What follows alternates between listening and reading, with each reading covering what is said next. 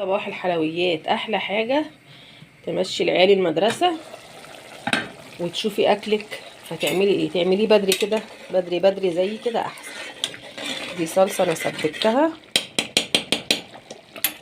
عشان السبانخ، وهنا الفرخه.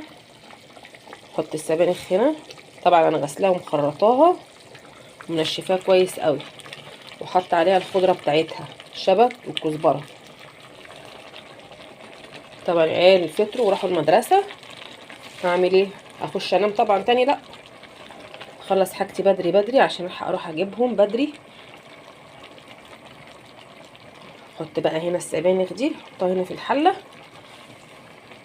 واسيبها تاخد غلوتين، واطفي عليها واعمل لها الثوم وشويه رز، معلقتين الرز احمرهم عليها واخلصهم كده. ولما يجي امير اوريكم الاكل خلص ولا ايه. خلصت هنا السبانخ اهي، عملت لها الطشه وحمرت الفراخ وعملت الرز. وطبعا امير جه من المدرسه يا دوبك هيغير واغرف له ونتغدى. بألف هنا وشفا عليكم حبايب ام امير يا عسل. تعالوا اتفضلوا عندنا.